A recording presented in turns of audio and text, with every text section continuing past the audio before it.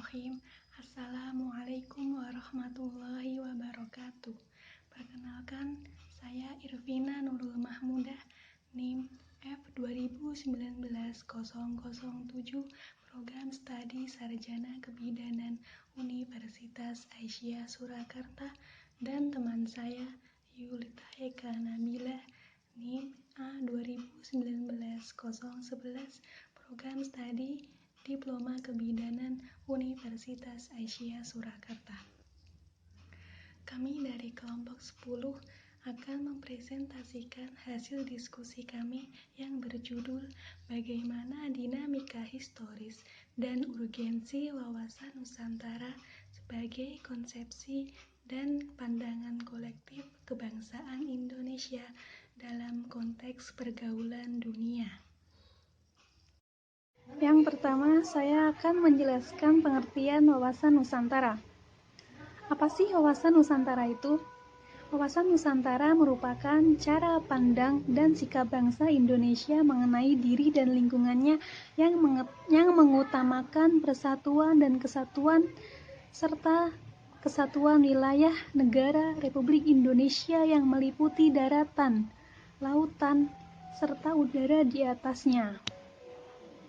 Sebagai kesatuan politik, ekonomi, sosial budaya, dan pertahanan keamanan dalam menyelenggarakan kehidupan bermasyarakat, berbangsa, dan bernegara berdasarkan pada dasar negara kita, yaitu Pancasila dan juga Undang-Undang Dasar 1945. Wawasan Nusantara merupakan konsep pembangunan nasional Indonesia yang harus dijiwai secara utuh oleh seluruh elemen negara Indonesia, yang termasuk di dalamnya yaitu masyarakat. Wawasan Nusantara itu memiliki beberapa konsep, yang diantaranya yang pertama, konsep persatuan dan kesatuan. Yang kedua, konsep kebangsaan. Yang ketiga, konsep Bhinneka Tunggal Ika. Dan yang keempat, konsep negara kepulauan. Oke, selanjutnya saya akan menjelaskan dari konsep persatuan dan kesatuan. Makna dari konsep tersebut, wawasan Nusantara itu tujuan untuk memperkuat nilai-nilai persatuan dan kesatuan antar suku bangsa seluruh Indonesia. Masyarakat Indonesia tidak perlu mempermasalahkan perbedaan antar suku, antar bahasa, antar budaya, untuk menjaga persatuan negara Indonesia serta untuk mencapai tujuan nasional negara kita, yaitu negara Indonesia. Kemudian selanjutnya saya akan membahas tentang konsep kebangsaan. Makna dari konsep kebangsaan ialah negara Indonesia terdiri dari komponen bangsa dan suku. Negara Indonesia terbentuk atas kehendak dan perjuangan sebagai komponen warga Indonesia. Maka dari itu, pengetahuan akan hal itu perlu dimiliki untuk menjaga persatuan negara Indonesia. Kemudian selanjutnya tentang konsep Bhinneka Tunggal Ika. Makna dari Bhinneka Tunggal Ika ialah Indonesia memiliki beragam budaya masyarakat dengan latar belakang yang berbeda. Semboyan ini bukan sekedar kata yang mudah diucapkan, akan tetapi harus diwujudkan dengan baik oleh seluruh elemen masyarakat Indonesia. Selanjutnya adalah konsep negara kepulauan. Negara Indonesia adalah negara kepulauan, yang dimana konsepnya merupakan lautan yang ditaburi dengan pulau-pulau. Lautan ini bisa dijadikan sebagai media pemersatu. Untuk itu, pengetahuan mengenai Indonesia sebagai negara kepulauan serta maritim akan menjadi pembelajaran yang dapat menyatukan negara Indonesia. Materi selanjutnya tentang perlunya wawasan Nusantara bagi Indonesia. Wawasan Nusantara itu memiliki peranan penting untuk mewujudkan persepsi yang sama bagi seluruh warga negara Indonesia. Karena wawasan Nusantara merupakan arah bagi penyelenggaraan nasional untuk mencapai tujuan nasional dalam mewujudkan cita-cita nasional. Kemudian, pembinaan dan sosialisasi wawasan Nusantara sangat penting bagi negara bangsa karena dapat menghasilkan ketahanan nasional. Wawasan Nusantara berfungsi sebagai pedoman, motivasi, dorongan, serta rambu-rambu dalam menentukan segala kebijaksanaan, keputusan, tindakan, dan perbuatan bagi penyelenggara negara di tingkat pusat dan daerah maupun bagi seluruh rakyat Indonesia dalam kehidupan bermasyarakat, berbangsa, dan bernegara yang memberikan motivasi dorongan untuk mencapai tujuan bangsa Indonesia. Wawasan Nusantara bertujuan untuk mewujudkan nasionalisme yang tinggi di segala aspek kehidupan rakyat Indonesia yang lebih mengutamakan kepentingan nasional daripada kepentingan individu, kelompok, golongan, suku, bangsa, atau daerah. Hal tersebut bukan berarti menghilangkan kepentingan-kepentingan individu, kelompok, suku, bangsa, atau daerah. Ya, materi selanjutnya tentang latar belakang wawasan Nusantara itu ada 3. Yang pertama, latar belakang historis wawasan Nusantara. Yang kedua, latar belakang sosiologis wawasan Nusantara. Dan yang ketiga, latar belakang politis wawasan Nusantara. Yang pertama, latar belakang historis wawasan Nusantara. Lahirnya konsepsi wawasan Nusantara bermula dari Perdana Menteri Insinyur Haji Juanda di Kartawijaya yang pada tanggal 13 Desember 1957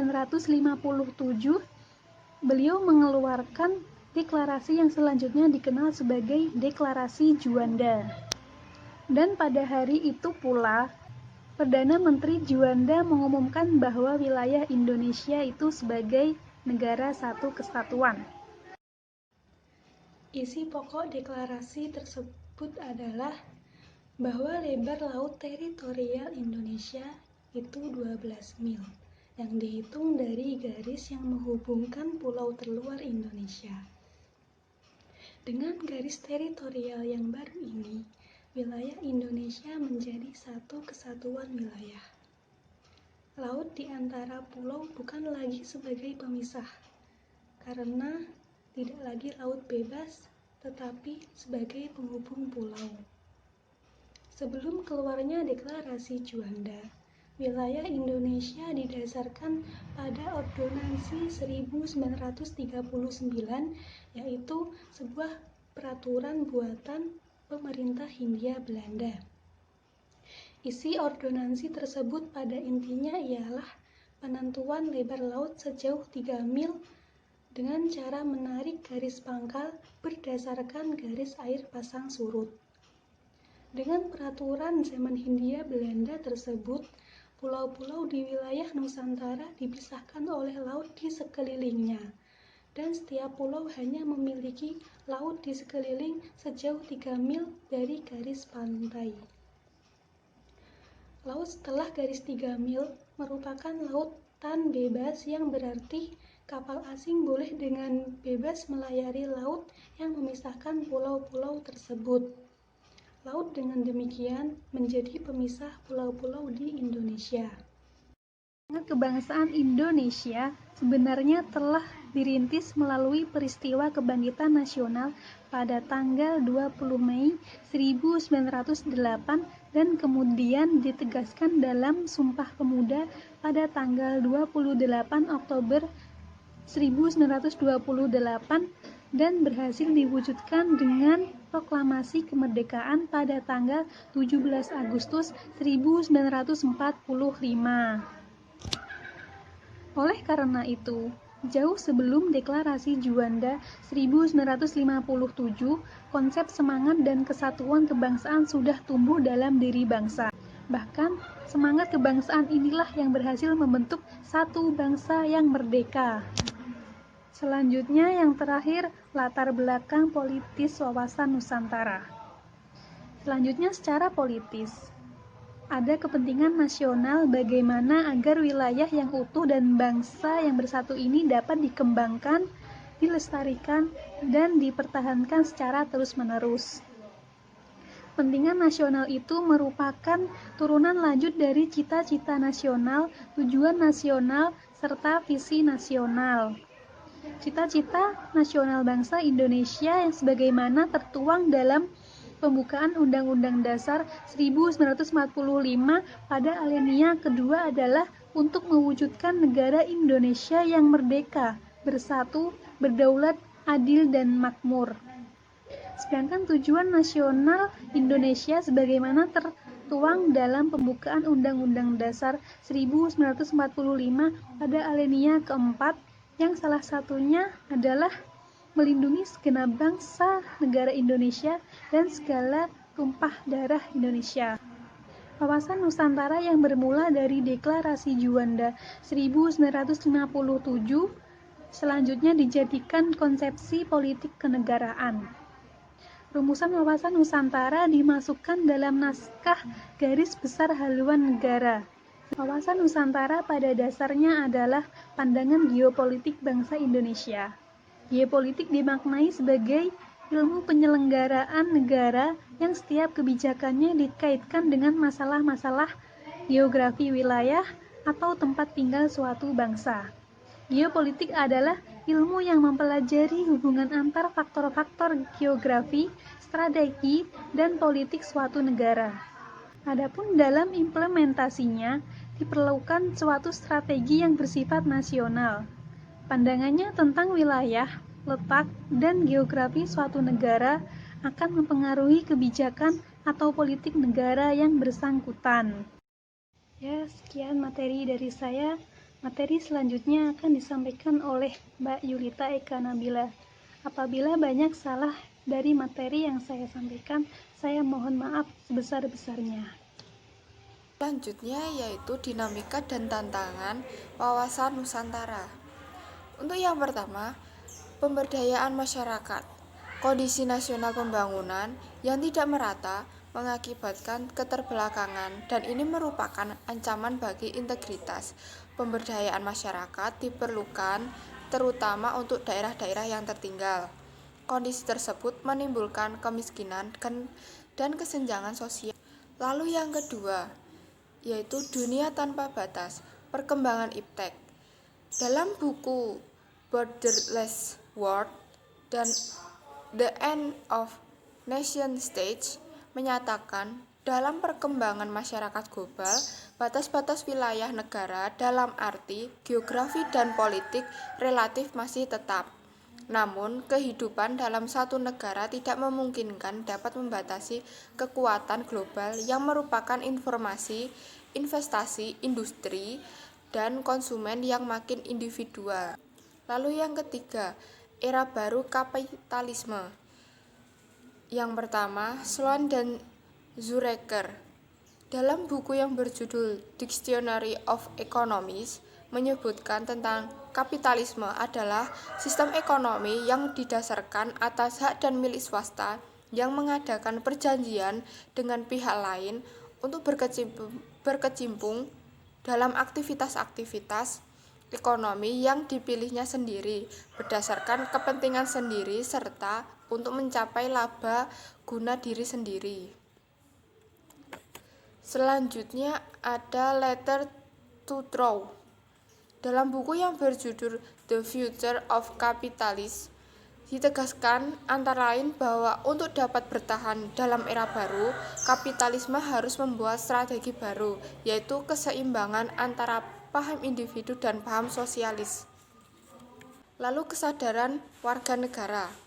Pandangan bangsa Indonesia tentang hak dan kewajiban. Bangsa Indonesia melihat bahwa hak tidak terlepas dari kewajiban. Maka manusia Indonesia baik sebagai warga negara maupun sebagai warga masyarakat mempunyai kedudukan, hak, dan kewajiban yang sama. Selanjutnya ada kesadaran bela negara. Pada waktu merebut dan mempertahankan kemerdekaan Indonesia, menunjukkan kesadaran bela negara yang optimal di mana seluruh rakyat bersatu padu berjuang tanpa mengenal perbedaan, tanpa pamrih dan tidak menyerah.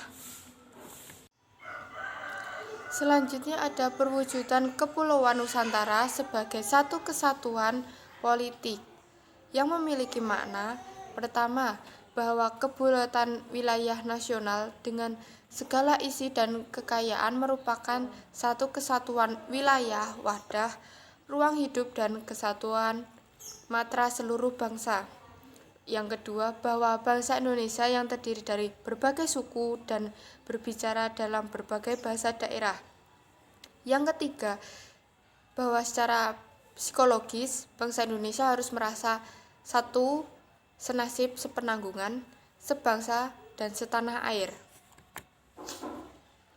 Lalu yang keempat, bahwa Pancasila adalah satu-satunya falsafah serta ideologi bangsa dan negara yang melandasi, membimbing, dan mengarahkan bangsa menuju tujuannya.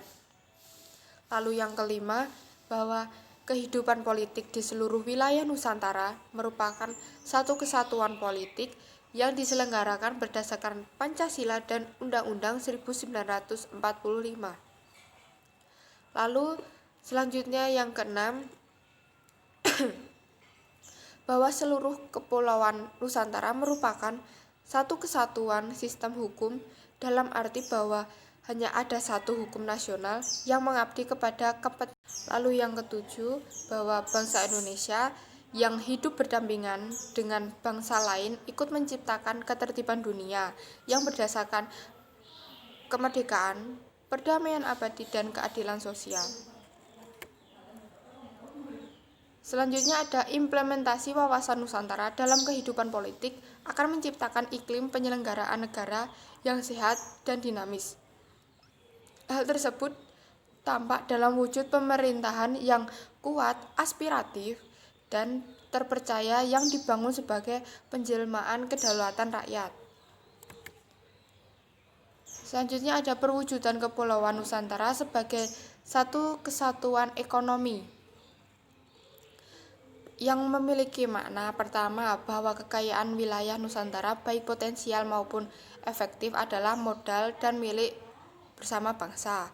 Lalu yang kedua, tingkat perkembangan ekonomi harus serasi dan seimbang di seluruh daerah. Lalu yang ketiga, kehidupan perekonomian di seluruh wilayah Nusantara merupakan satu kesatuan ekonomi yang diselenggarakan sebagai usaha bersama atas asas kekeluargaan. Selanjutnya ada perwujudan Kepulauan Nusantara sebagai satu kesatuan sosial budaya yang memiliki makna. Contoh artikel terkait tujuan Deklarasi Juanda 13 Desember 1957 bahwa masyarakat Indonesia adalah satu. Kehidupan bangsa harus merupakan kehidupan bangsa yang serasi dalam tingkat kemajuan masyarakat yang sama, merata, dan seimbang, serta adanya keselarasan hidup yang sesuai dengan tingkat kemajuan bangsa. Selanjutnya ada perwujudan Kepulauan Nusantara sebagai satu kesatuan pertahanan dan keamanan yang memiliki makna bahwa ancaman terhadap satu kepulauan atau satu daerah pada hakikatnya merupakan ancaman terhadap seluruh bangsa dan negara. Tiap-tiap warga negara mempunyai hak dan kewajiban yang sama dalam rangka pembelaan negara dan bangsa. Ya, cukup sekian dari saya dan teman saya Vina. Bila ada salah kata saya mohon maaf. Wassalamualaikum warahmatullahi wabarakatuh.